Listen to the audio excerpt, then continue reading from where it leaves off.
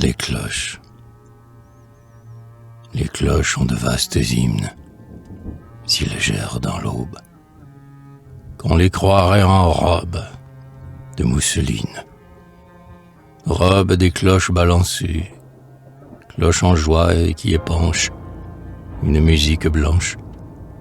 Ne sont-ce pas des mariés ou des premières communiantes qui chantent? Chaque cloche s'ébranle à son tour. Elle sort de sa tour, robe de mousseline, son en marche qui n'est pas sûre, mais doucement chemine.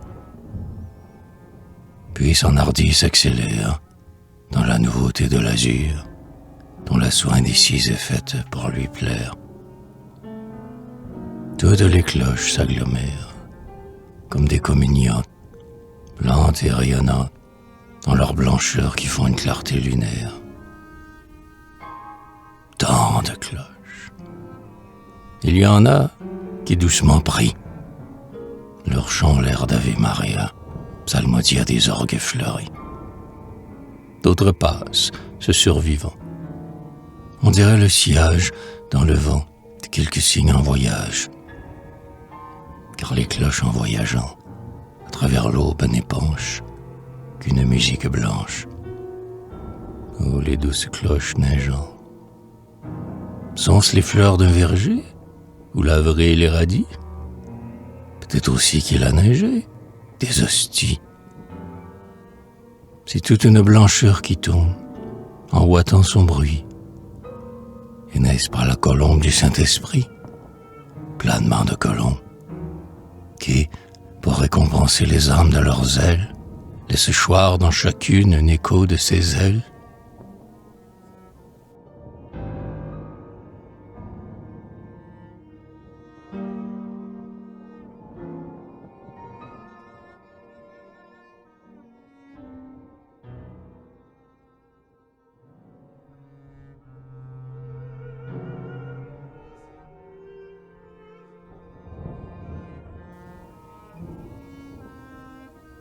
D'autres cloches sont des béguines qui sortent, l'une après l'autre, de leur clocher, telles que d'un couvent à matine, et se hâtent en un cheminement frileux, comme s'il allait neiger.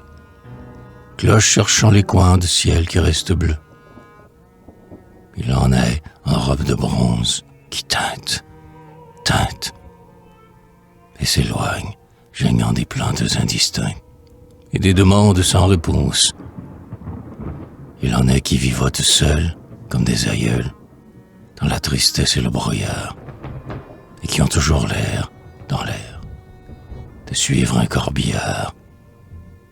D'autres encore sont des cloches épiscopales, qui, dans les brumes pâles, ont le mépris des carillons légers, trop frivoles vraiment trop passagers. Mais pour les absorber, elles font violence, en un grand tintement final, un l'air qui tremble d'avoir mal et frappe, comme un coup de crosse, le silence.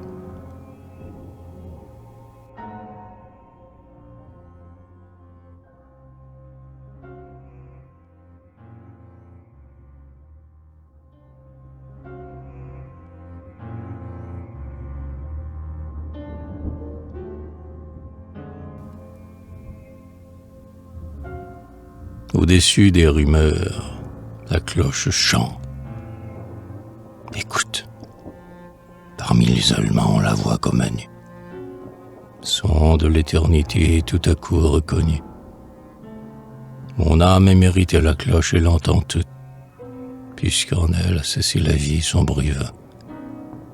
Récompense pour l'âme en paix qui la recueille. Automne de musique en allée feuille à feuille. Car, tandis qu'on l'écoute, on redevient divin.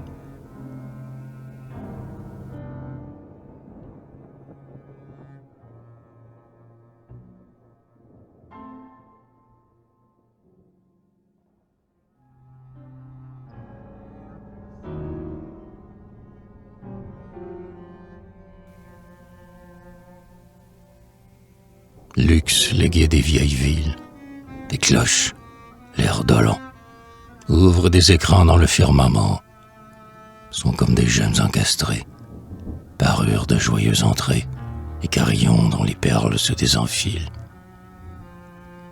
Allègres tintements qui sont de l'or torrentiel ou de vivaces diamants allumant leurs facettes sur le velours d'un bleu fané du ciel. Les cloches vides des cassettes dont un en scintillant averse le trésor d'Angélus, tocsin, sonnerie. Ce sont, dans l'heure du soir, de ruisselantes pierreries, s'évadant d'on ne sait quel diadème d'or, couronne de musique au front des clochers noirs.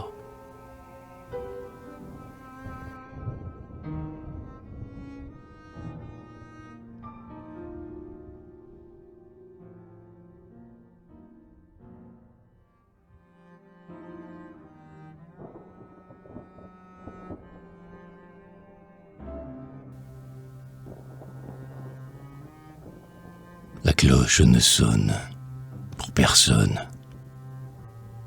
Vieille cloche dans son beffroi, la cloche a peur, la cloche a froid. Et ses sons semblent les halos du cadran qui, sur la tour, hante, comme un clair de lune qui chante.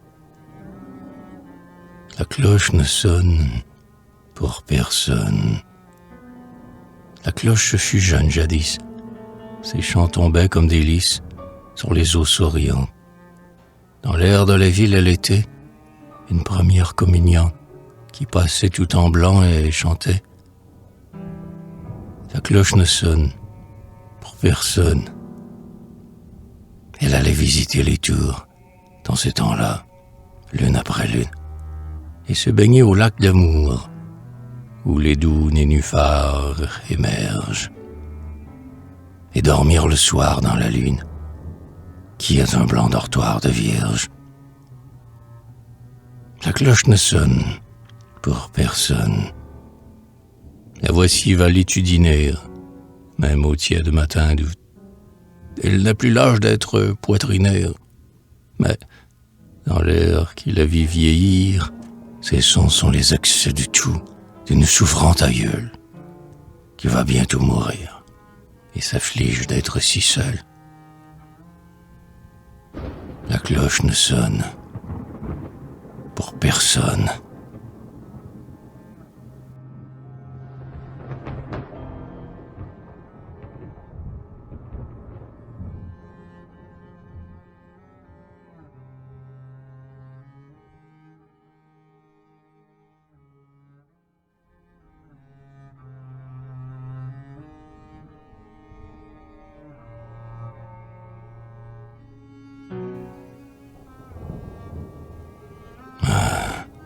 Ces cloches et cette pluie qui se sont obstinées toute la journée et sur mon âme ensemble appuient.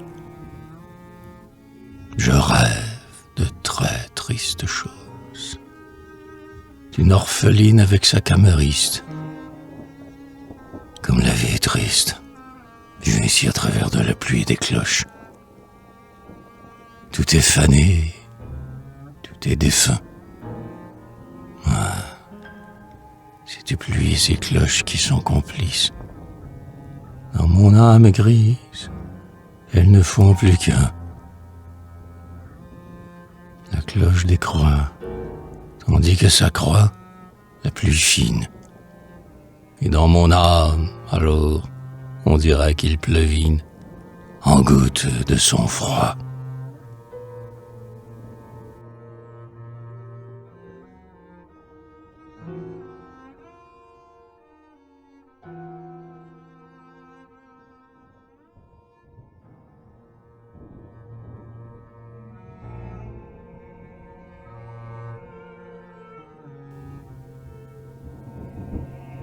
Alléluia, cloche de Pâques. C'est fini la semaine en larmes, le tombeau du vendredi saint et le crucifix saint de Violette de Parme et le plein champ avec ses chants élégiaques. Alléluia, cloche de Pâques. Les cloches moururent un peu. Était-ce aussi d'un coup de lance, comme leur Dieu? Elles avaient dormi 3 jours au tombeau du silence. Chacune s'éveille à son tour.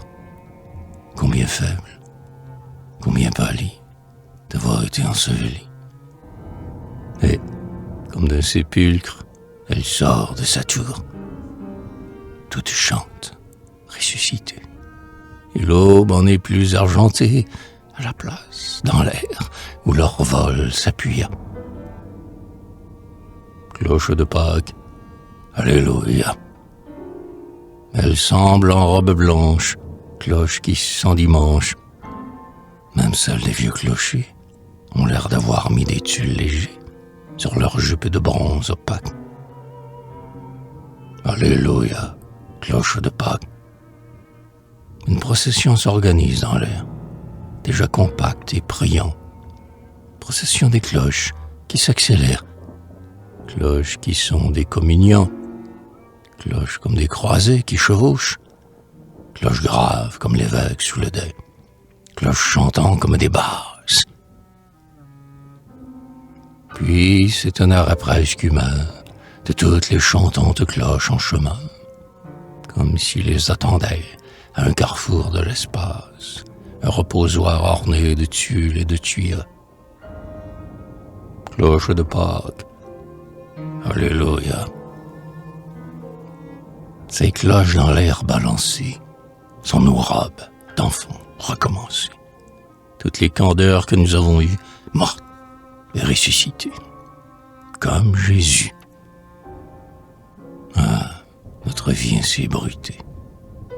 C'est le passé déjà si vague, qui s'en revient, qui se rapproche. Et dans notre âme aussi, ressuscitent les cloches. Alléluia, cloche de Pâques.